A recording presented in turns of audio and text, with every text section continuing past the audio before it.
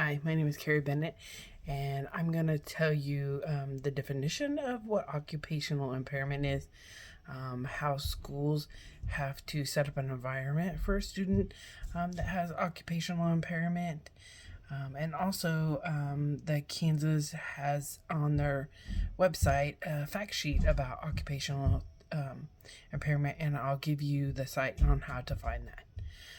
Occupational impairment means a severe skeletal, muscular, or neuromuscular impairment. How do you identify an occupational impairment and the referral characteristics for the students with occupational impairment, which also occupational impairment, abbreviation for it is OI. So if I refer to OI, I'm referring to occupational impairment. The characteristics fall more into the area of physical characteristics.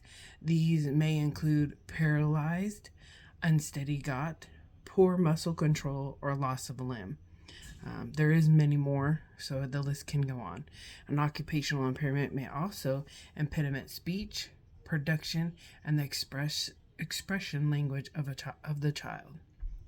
Occupational impairment affects the ability of a child to move, use, feel, or control certain parts of their bodies.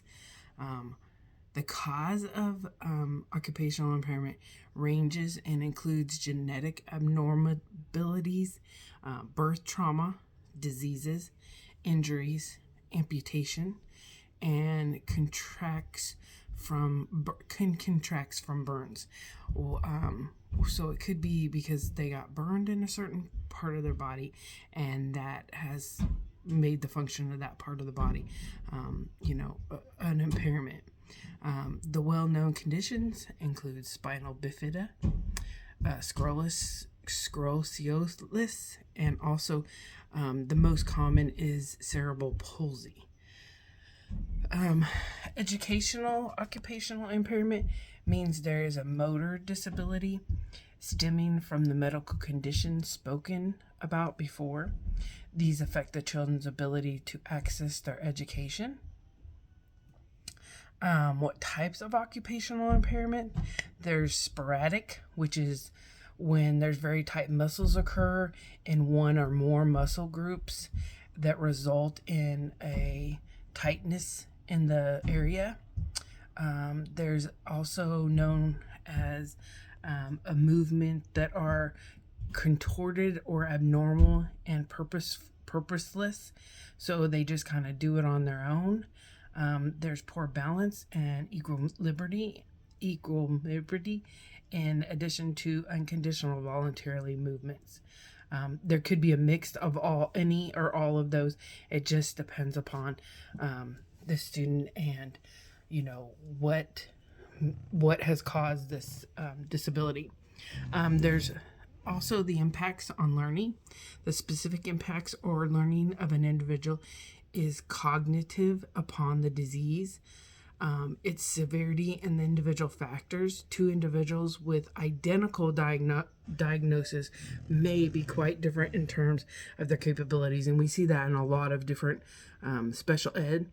Just because the students are diagnosed with the same thing, they could be two totally complete different students and need different needs.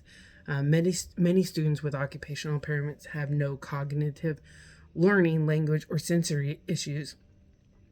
However, individuals with neuromotor impairments have a high increase of additional impairments, especially when it involves the brain. For most students, occupational impairment, the impact on learning is focused on accommodation necessary for students to have access to academic instructions. Excuse me. Teaching strategies. As with most students with disabilities, the classroom accommodations for students with occupational therapy will vary depending on the individual's needs of the student. Since many students with occupational impairment have no cognitive impairment, the general education and the special education should collaborate to include the student in general curriculum as much as possible. In order for the student to access the general the general education, the student may require these accommodations. Some of them, maybe none of them, maybe all of them. Special seating arrangement to develop useful posture and movement. Instruction focus on development of gross and fine motor skills. Securing suitable communication and other assistance devices. Awareness of medical condition and its effect on the students, such as getting tired quickly. Because of the multiple factors nature of the occupational impairment, other specialties may be involved in development and in the education and an appropriate education program for the student. The specialties can be physical therapy, who would work with their gross motor skills, occupational therapy, who work for fine motor skills, speech and language, who works with the students on problems with speech and language, adaptive physical education, who are the teachers that are specially trained, PE teachers who work along with the occupational therapy and the physical therapy to develop an exercise program to help the student with the disability. There could be other therapies such as massage therapy, music therapy. It just depends upon what service the student needs. Due to the various levels of severity of the occupational impairment, multiple types of assistant technology may be used. As with any student with a disability, the assistant technology would need to address a need of the student to be able to access the educational curriculum. For students with occupational impairment, these fall into 3 categories. Devices to access information.